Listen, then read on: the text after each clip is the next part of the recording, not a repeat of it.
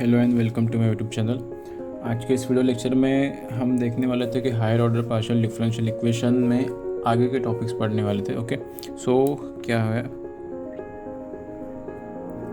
Higher order partial differential equation. Okay, so higher order partial differential equation में हमने आगे क्या देखा था। हमने अब तक first order and second order देख लिया था। अभी ये थर्ड ऑर्डर हो गया है, फोर्थ ऑर्डर हो गया। इसके आगे जो भी रहेंगे उनको हम हायर ऑर्डर ही कंसिडर करेंगे और उनका एक जनरलाइज फॉर्म में सॉल्यूशन कैसे निकालेंगे वो देखेंगे। उसके अकॉर्डिंग अगर थर्ड ऑर्डर रहा तो इनकी वैल्यू 3 पुट करेंगे, फोर्थ ऑर्डर रहा तो इनकी वैल्यू 4 पुट करेंगे, उस हिसाब से सॉल्यूशन वगैरह निकालेंगे। ओके, सो हायर ऑर्डर देखना है, यानी कि थर्ड ऑर्डर, फोर्थ ऑर्डर है, nth ऑर्डर तक देखना है। तो सबसे पहले ये देख लेते हैं कि higher order partial differential equation में क्या क्या वेरिएशंस आएंगे, क्या क्या वेरिएशन आ सकते हैं। कि higher order partial differential equation के दो टाइप्स हो सकते हैं। क्या हो सकता है, एक तो कांस्टेंट कोफिशिएंट रह सकते हैं या फिर वेरिएबल कोफिशिएंट रह सकते हैं। कांस्टेंट कोफिशिएंट यानी कि सपोज मेरे पास del Z by del X की टर्म है, del cube Z by del X cube की टर्म, इसके साथ कोई ए नॉट मल्टीप्लाई में।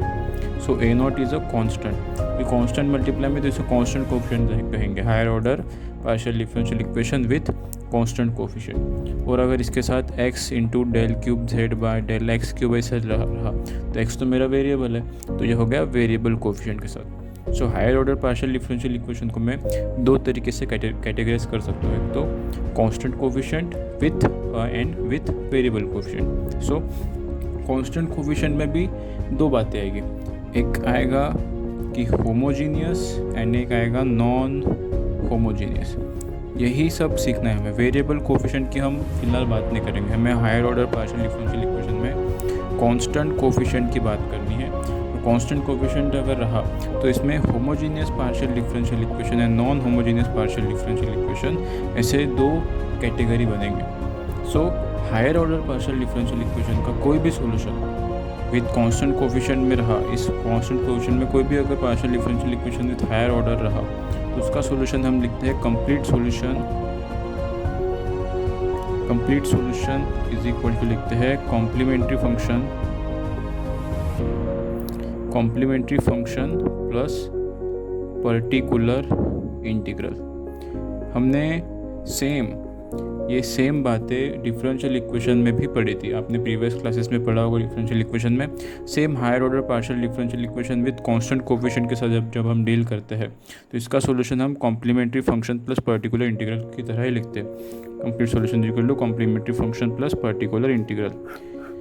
सो इसमें कांस्टेंट कोफिशिएंट में होमोजीनियस भी है और नॉन होमोजीनियस भी, दोनों के लिए भी सॉल्यूशन इसी तरह लिखेंगे।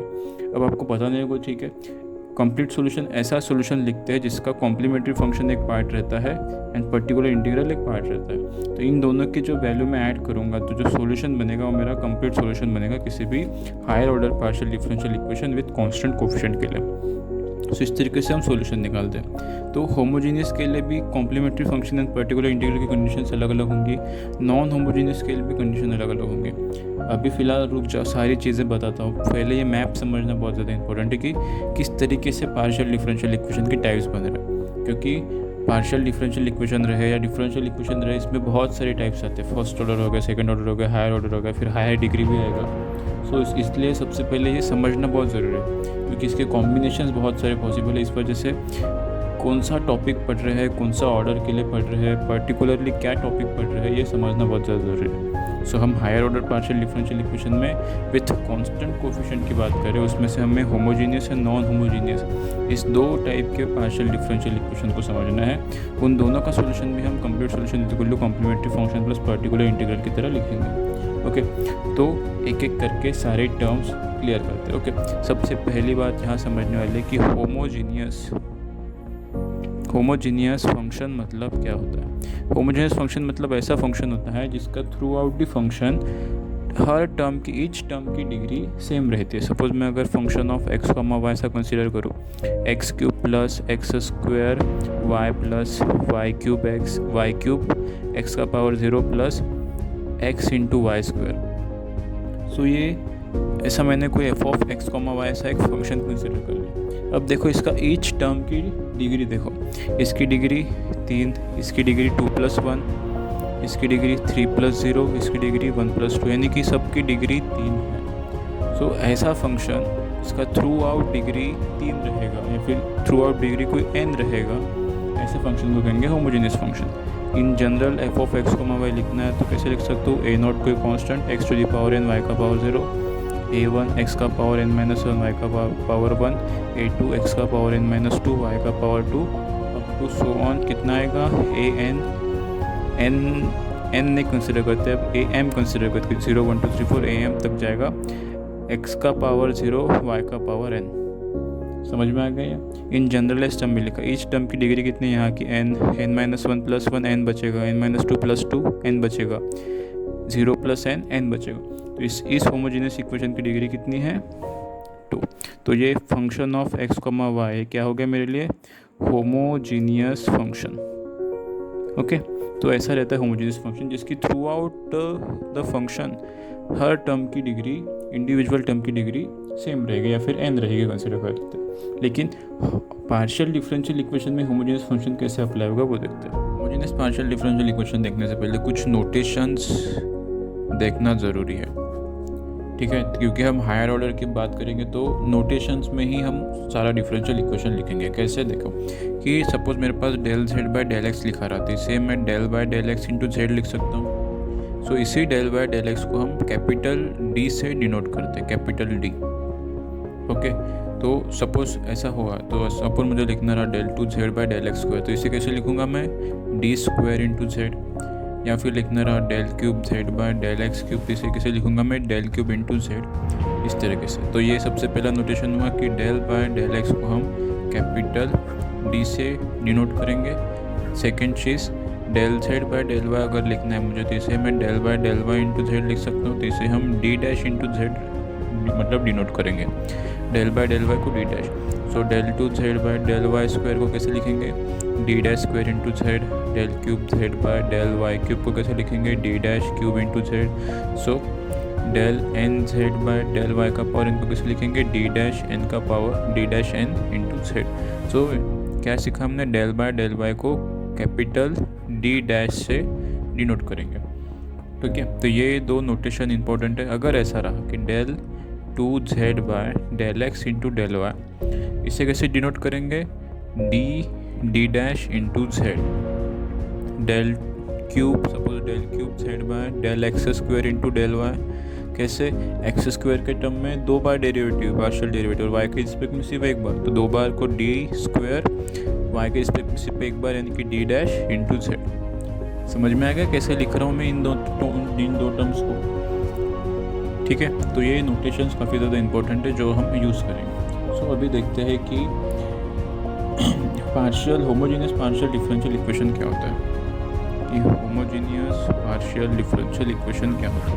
अ equation is in the type a0 del nz del x का power n plus a1 del nz del x का power n-1 del y plus a2 del nz del x का power n-2 del y square up to so on plus an del nz del y का power n is equal to function of कोई x, y।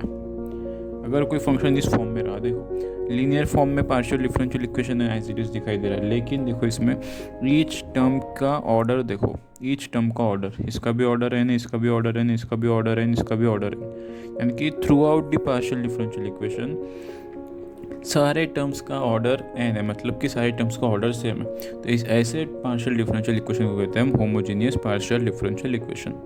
Okay, equal to F of x comma Y, कोई F of x comma Y का function होगा। So इसी अभी notation हमने पढ़ा, तो इसमें नोटेशन पुट अप्लाई कर सकते हैं, तो क्या हो जाएगा, a0 del nz by del x का पावर n को कैसे लिखेंगे, d का पावर n, समझ में आएगा, d का power n into z plus a1, where यहाँ पे लिखना भूल गए कि सारा a1 हो गया, a2 हो गया, अप टू an, ये सब क्या है, कांस्टेंट है। ओके, ठीक है।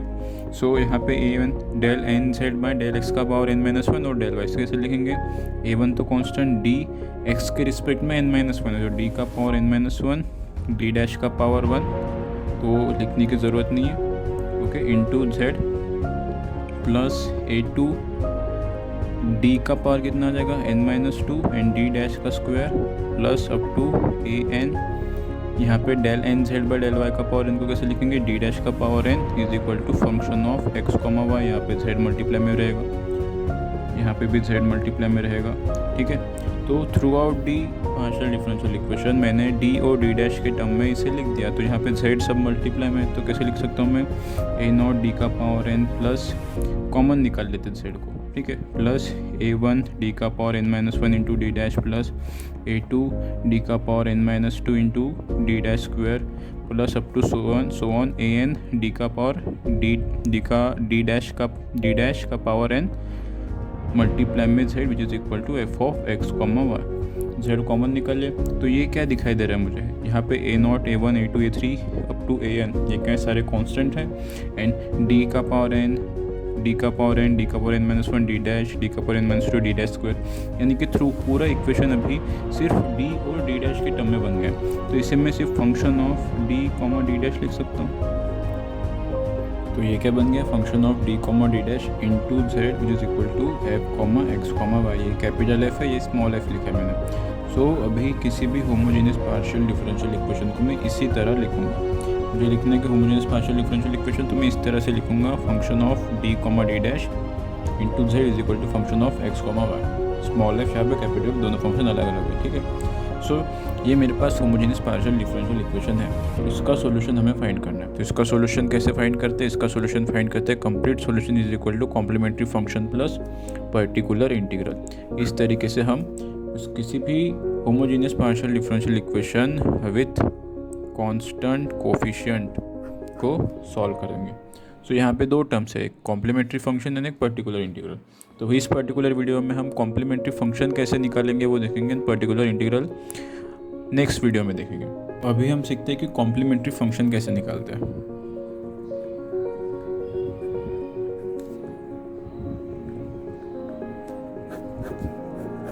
ओके, तो कॉम्प्लीमेंट्री फंक्शन निकालने से पहले हमें ऑक्सिलरी इक्वेशन क्या होता है वो सीखना पड़ता है। तो मेरे पास कोई भी होमोजेनियस पार्शियल डिफरेंशियल इक्वेशन रहा is equal to function of x comma y. ये मेरे पास कोई homogeneous linear partial differential equation दिया है विथ कांस्टेंट कोफिशिएंट। तो ये मेरे पास कोई homogeneous linear partial differential equation दिया है। तो सबसे पहले हमें देखना है कि ऑक्सिलरी इक्वेशन कैसे निकालते हैं। ऑक्सिलरी इक्वेशन कैसे निकालते हैं, ऑक्सिलरी इक्वेशन निकालने के लिए मुझे d को स्मॉल m से रिप्लेस करना पड़ता है एंड d डैश को 1 से रिप्लेस करना पड़ता है। यानी कि सिंपली d की जगह मैं m पुट कर दूंगा एंड d डैश की जगह 1 पुट कर दूंगा। तो ये इक्वेशन क्या बनेगा, function of m comma 1 into z which is equal to function of x comma y. And उसी के साथ साथ जो राइट हैंड साइड में जो टर्म है तो function of x comma y से हम 0 पुट करते हैं। तो इससे होगा क्या, इसकी भी वैल्यू 0 पुट कर दो, इक्वल टू 0 लिख दूंगा तो क्या हो जाएगा, f of m comma 1 into z which is equal to 0। तो z की भी वैल्यू 0 हो जाएगी मल्टीप्लाई में। तो इनडायरेक्टली सिर्फ मेरे पास क्या बचेगा, function of m comma 1 which is equal to 0। तो इससे होगा क्या, सपोज कोई एग्जाम्पल समझते हैं कि मेरे पास कोई होमोजीनियस मतलब लीनियर पार्शियल डिफरेंशियल इक्वेशन दिया रहा, suppose D cube plus 2 D dash square plus D dash cube is equal to 0। Suppose कोई मेरे पास ऐसा linear homogeneous partial differential equation दिया रहा है, इसके एच टर्म की डिग्री कितने, यहाँ पे भी 3, यहाँ पे भी 3, यहाँ पे भी 3। ओके, तो यहाँ पे कोई function of x comma y consider कर लेते, सपोज ई का power a x plus b y. ज़रूरी नहीं हमेशा function of x comma y रहेगा, हो सकता है 0 भी रह सकता है वो function, it's according to the given question के अकॉर्डिंग रहेगा। ओके, सो ये मेरे पास होमोजेनियस पार्शियल डिफरेंशियल इक्वेशन दिख रहा है। तो मुझे ऑक्सिलरी इक्वेशन बनाने के लिए क्या करना पड़ता है, यहाँ पे मल्टीप्लाई में z भी रहेगा, यहाँ मल्टीप्लाई में z भी रहेगा। तो इसके लिए क्या करेंगे, हम d की जगह स्मॉल m को रिप्लेस कर देंगे एंड d डैश की जगह 1 को रिप्लेस कर देंगे। तो इससे होगा क्या, एंड जो f of x comma y जो फंक्शन है उसको 0 पुट कर देंगे। सो ऑक्सिलरी इक्वेशन क्या होगा अभी, m cube plus 2m into 1 square plus 1 cube into z which is equal to 0. So m cube plus 2m plus 1 which is equal to 0. तो ये मेरे पास अब ऑक्सिलरी इक्वेशन बना is in terms of m. तो इसके roots possible है, जो कि कितने रूट्स मिलेंगे मुझे, 3 रूट्स मिलेंगे, क्योंकि m की हाईएस्ट पावर कितना है 3. तो जो 3 रूट्स मिलेंगे, जो m की वैल्यूज़ रहेगी उसी वैल्यूज़ से मुझे कॉम्प्लीमेंट्री फंक्शन बनाना होता है. ओके. तो जो रूट्स मेरे पॉसिबल है, ये जो इक्वेशन में जब है इसमें रूट्स पॉसिबल है, कितने रूट्स पॉसिबल है, nth रूट्स पॉसिबल है. और n की वैल्यू क्या है, ये डिसाइड करेगा कि order of partial differential equation कितना है. यहाँ पे third order partial differential equation था, तो कितने रूट्स मिलेंगे, 3 रूट्स मिलेंगे. अगर nth order partial differential equation रहा तो कितने रूट्स मिलेंगे, n रूट्स मिलेंगे. समझ में आ गई ये बात. सो जब मेरे पास nth रूट मिल जाएंगे, सपोज रूट्स मिल जाएंगे, तो रूट्स के क्या क्या कंडीशन हो सकते हैं. एक तो पहली कंडीशन हो सकती है कि roots are real and distinct. Real and सारे अलग अलग हो सकते हैं, डिफरेंट हो सकते हैं. सेकंड कंडीशन क्या हो सकती है कि रूट्स आर रियल हो सकते हैं एंड सारे के सारे सेम हो सकते हैं, या फिर कहेंगे हम इक्वल भी हो सकते हैं सारे के सारे रूट्स. पॉसिबिलिटी है भाई. थर्ड क्या हो सकता है कि रूट्स आर कॉम्प्लेक्स. तो इतना भी पता है कि complex root a plus iota b, a minus iota b, ये कॉन्जुगेट पेयर में कॉम्प्लेक्स रूट्स रहते हैं. ओके. तो ये 3 पॉसिबिलिटीज़ पॉसिबल है. Okay. Roots are real and distinct, real and same या इक्वल, या फिर कह सकते हैं रूट्स आर कॉम्प्लेक्स. 3 ही रूट्स के अकॉर्डिंग हम कॉम्प्लीमेंट्री फंक्शन लिखेंगे. तो एक एक करके तीनों की कंडीशंस देखते हैं क्या क्या है और समझते हैं. तो अभी फर्स्ट कंडीशन के लिए देखते हैं कि फर्स्ट कंडीशन कहते हैं मेरे पास कि roots are real and different. Roots अगर रियल रहे एंड डिफरेंट रहे तो कॉम्प्लीमेंट्री फंक्शन कैसे लिखते हैं. सपोज हम कंसिडर कर लेते कि nth ऑर्डर का पार्शियल डिफरेंशियल इक्वेशन है एंड उसके nth रूट्स पॉसिबल होंगे. हम वही करने वाले हैं, nth ऑर्डर के लिए निकालने वाले हैं. अगर थर्ड ऑर्डर रहा तो n की जगह 3 पुट कर देंगे, फोर्थ ऑर्डर रहा तो n की जगह 4 पुट कर देंगे, 4 पुट कर देंगे, इस तरीके से. सो nth order partial differential equation के लिए nth रूट पॉसिबल होंगे ऑक्सिलरी इक्वेशन में. सो इसके लिए कॉम्प्लीमेंट्री फंक्शन कैसे लिखेंगे, देखो z कॉम्प्लीमेंट्री फंक्शन को z से मतलब z कॉम्प्लीमेंट्री फंक्शन कैसे लिखेंगे, देखो f1 into y plus m1x consider कर लेते हैं nth रूट. तो nth रूट कौन से होंगे, m1, m2, m3 up to mn. This are the nth roots of the auxiliary equation. So complementary function कैसे लिखेंगे इसके लिए, इस गिवन पार्शियल डिफरेंशियल इक्वेशन के लिए of nth order, f1 plus y plus m1x, जो m1x था, m1 था, जो एक रूट को मैंने y प्लस m1x इस तरह से लिखा, f2 y plus m2x plus f3 y plus m3x up to so on fn y plus mn into x. यानी कि हर रूट को x के साथ मल्टीप्लाई करके और y के साथ एडिशन में लिखा है मैंने. Where f1 f2 up to fn are the arbitrary functions. ये सारे आर्बिटरी फंक्शंस है. सो अगर मेरे पास कोई भी पार्शियल डिफरेंशियल इक्वेशन रहा ऑफ nth ऑर्डर, उसके ऑक्सिलरी इक्वेशन में nth रूट पॉसिबल होंगे, जो कि रूट्स कौन से रहेंगे, m1 m2 m3 up to mn. तो उसका कॉम्प्लीमेंट्री फंक्शन कैसे लिखेंगे, f1 into y plus m1x, f2 f2 function of कोई आर्बिट्रेरी फंक्शन है f2 y plus m2x plus f3 y plus m3x up to so on fn y plus mnx. Okay, इस तरीके से लिखेंगे. तो example के लिए समझ सकते हैं हम. कोई एग्जांपल लेते हैं. अभी सपोज मेरे पास कोई एग्जांपल दिया है, क्या दिया है,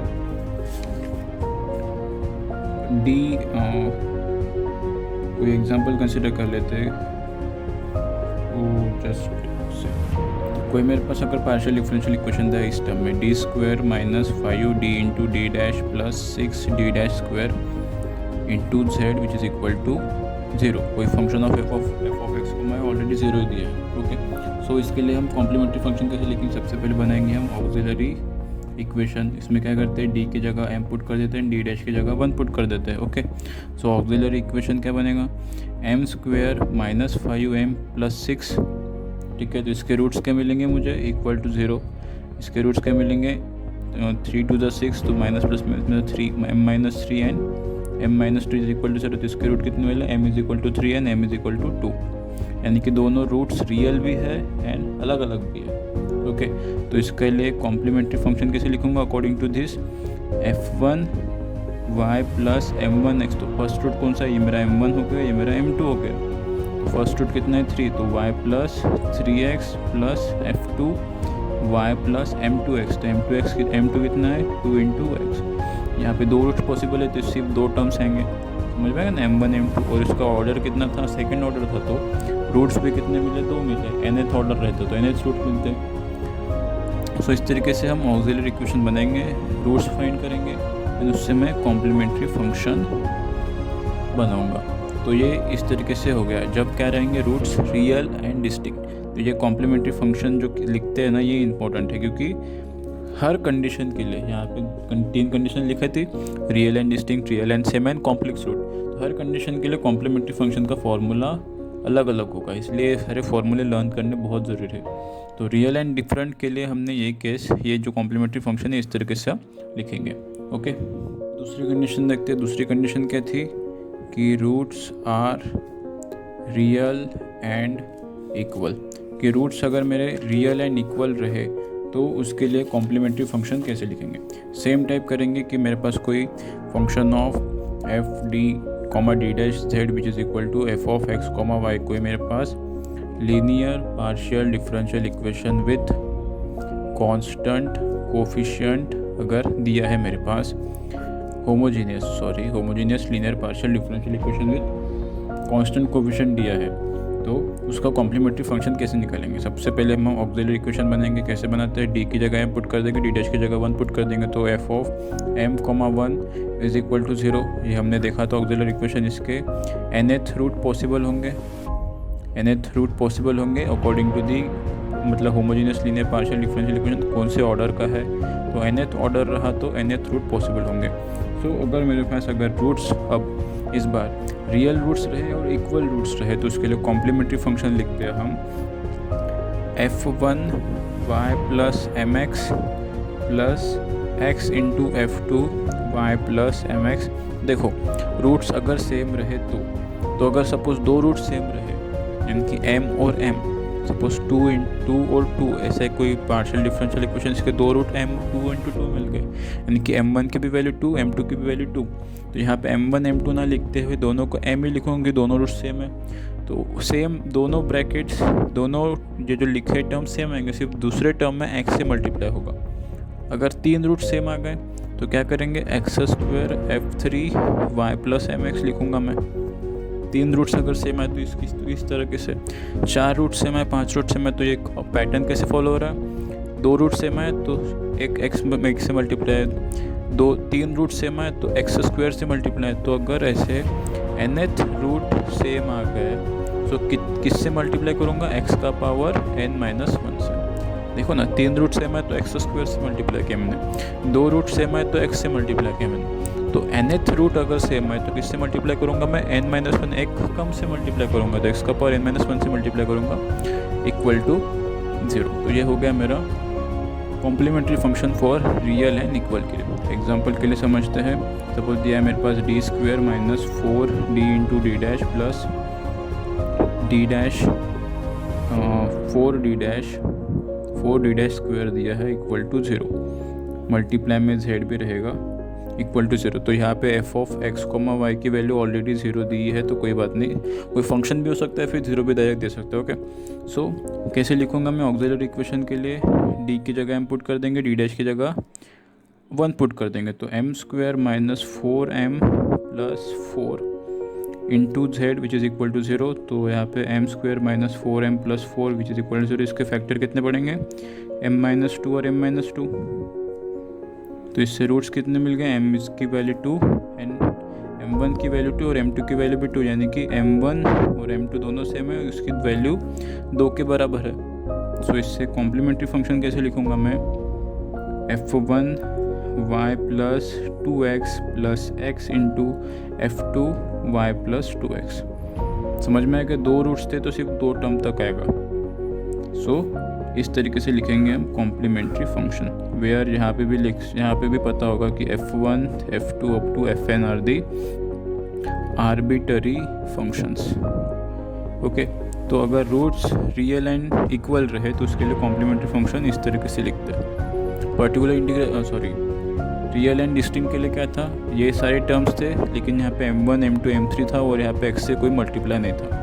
थोड़ा सा ही डिफरेंस है, लेकिन ये डिफरेंस समझ में आना चाहिए, कंफ्यूज नहीं होना ठीक है इसमें। तो ये रियल एंड इक्वल के लिए ये केस रहा। अगर मेरे पास अभी देखो थर्ड कंडीशन क्या थी, मेरे पास रूट्स आर कॉम्प्लेक्स रूट्स।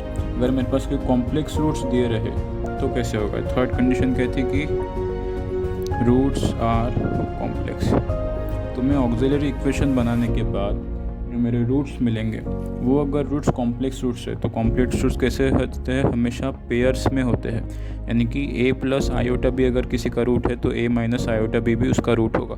ये दोनों क्या है, कॉन्जुगेट है एक दूसरे के, तो कॉन्जुगेट पेयर्स में हमेशा कॉम्प्लेक्स रूट पॉसिबल है, कॉम्प्लेक्स रूट रहते हैं। तो मेरे पास अगर कॉम्प्लेक्स रूट मिल रहे हैं तो उसके लिए कॉम्प्लीमेंट्री फंक्शन कैसे लिखूंगा मैं किसी भी homogeneous linear partial differential equation के लिए। देखो f1 y plus alpha plus iota b, अभी कंसिडर कर लेते क्योंकि अल्फ़ा प्लस आयोटा बी कोई रूट्स मिल रहा है तो obviously alpha minus iota b भी रूट होगा। तो alpha plus iota b into x, बड़ा ब्रैकेट देता हूँ मैं, प्लस f2 तो y plus alpha minus iota b into x. Alpha plus iota b, alpha minus iota b conjugate pairs में roots मिलेंगे तो इनको ऐसे लिखूंगा मैं, प्लस अभी दो रूट्स मिले, और भी पॉसिबल हो सकता है कि और भी रूट्स मिले, और हो सकता है कि ज़रूरी नहीं है कि कॉम्प्लेक्स मतलब दो कॉम्प्लेक्स रूट मिल गए। सपोज 5 रूट हो गए, 5 में से 2 को कॉम्प्लेक्स रूट है तो 3 हो सकता है रियल रूट्स भी मिले मेरे पास, 2 कॉम्प्लेक्स और 3 रियल। तो कॉम्प्लेक्स रूट्स तो पेयर में रहेंगे, तो अगर पेयर में रहे तो इस तरीके से लिखेंगे y plus alpha plus iota b into x plus f2 y plus alpha minus iota b into x, और बाकी के जो टर्म्स रहेंगे वो as it is. 3 real roots हैं तो 3 रियल रूट्स हो सकता है रियल एंड इक्वल भी रहे या फिर रियल एंड डिस्टिंक्ट भी रहे। तो अकॉर्डिंग टू दिस हमने कॉम्प्लीमेंट्री फंक्शन उसके लिए कैसे निकालते हैं अभी तो मतलब पढ़ा था, उस अकॉर्डिंग हम यहाँ पे कॉम्प्लीमेंट्री फंक्शन लिखते जाएंगे। रूट्स को देखेंगे, लेकिन कॉम्प्लेक्स रूट्स रहे तो ऐसे लिखेंगे। सपोज और कंसिडर कर लेते कि और क्या p प्लस आयोटा q, अगर मेरे पास ये एक रूट बन रहा है m1 और m2 की वैल्यू कितनी हो जाएगी p माइनस आयोटा की, क्योंकि कॉन्जुगेट मतलब कि कॉम्प्लेक्स रूट कॉन्जुगेट पेयर्स में होते हैं। ओके, तो इसका कॉम्प्लीमेंट्री फंक्शन कैसे लिखूंगा मैं, f1 y plus p plus iota q into x plus f2 y plus p minus iota q into x. इस तरीके से समझ में आ गई ये बात। तो एक एग्जांपल से समझते और बेटर क्लियर होगा। तो देखो मेरे पास कोई अगर ऐसा दिया है एग्जांपल के तौर पे d का पावर 4 माइनस d डैश का power 4 into z is equal to 0। कोई मेरे पास ऐसा partial homogeneous partial linear differential equation दिया रहा है विद कांस्टेंट कोफिशिएंट। तो इसको ऑक्सिलरी इक्वेशन कैसे बनाएंगे, d की जगह m पुट कर देंगे, d डैश की जगह 1 पुट कर देंगे, तो m का power 4 minus 1 is equal to 0 हो जाएगा। तो इसके रूट कितने बनेंगे, m स्क्वायर माइनस 1 और m square plus 1 is equal to 0। Agree with me, ठीक है। तो m स्क्वायर की वैल्यू आ गई 1 एंड m स्क्वायर की वैल्यू आ गई माइनस 1। तो m square is equal to 1 के लिए कितना क्या क्या वैल्यूज़ मिलेगी, m की वैल्यू हो गई प्लस 1 रहेगी एंड माइनस 1 रहेगी, लेकिन m square is equal to minus 1, तो ये कितना आई मीन ये कॉम्प्लेक्स रूट बनेंगे। तो m की वैल्यू कितनी आ जाएगी, एक माइनस आयोटा एंड एक आ जाएगी प्लस आयोटा। देखो ना, आयोटा स्क्वायर भी माइनस आयोटा स्क्वायर की वैल्यू कितनी होती है, -1, माइनस आयोटा स्क्वायर की वैल्यू कितनी हो जाएगी, +1 हो जाएगी। ये समझ में ना, माइनस आयोटा स्क्वायर की वैल्यू -1 कैसे रहेगी, माइनस आयोटा का स्क्वायर, तो -1 का स्क्वायर तो 1 ही रहेगा एंड माइनस आयोटा स्क्वायर का वैल्यू कितनी होती है, -1। आयोटा मतलब क्या था, रूट अंडर -1 होता है, तो आयोटा स्क्वायर कितना हो जाएगा, -1 हो जाएगा।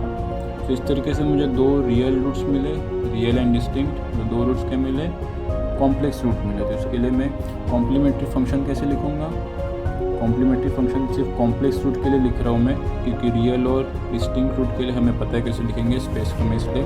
कॉम्प्लेक्स रूट क्या हो जाएगा, f1 y plus iota into x plus f2 y minus iota into x. समझ में आ गया। P plus iota Q into x, P minus iota Q into x. तो ये फर्स्ट कॉम्प्लेक्स रूट था एंड सेकंड कॉम्प्लेक्स रूट था। तो y plus iota x एक term and y minus iota x एक टर्म, प्लस इसके साथ ये जो +1 और -1 इसके लिए भी 2 टर्म्स आएंगे। तो ये चारों टर्म्स मिला के कॉम्प्लीमेंट्री फंक्शन बनेगा इस पर्टिकुलर पार्शियल डिफरेंशियल इक्वेशन के लिए। तो इस तरीके से 3 कंडीशन बनेगी, roots are real and distinct, roots are real and equal and roots are complex root. तो इन तीनों के लिए कॉम्प्लीमेंट्री फंक्शन के जो फॉर्मूलेज है वो फॉर्मूलेज आपको भी याद होने चाहिए, तो ही हम आगे का प्रोसीड कर सकते हैं। तो इस तरीके से हम कॉम्प्लीमेंट्री फंक्शन किसी भी homogeneous linear partial differential equation के लिए निकालेंगे। आई होप आपको वीडियो लेक्चर समझ में आएगा। मिलते हैं नेक्स्ट वीडियो लेक्चर में। जय हिंद।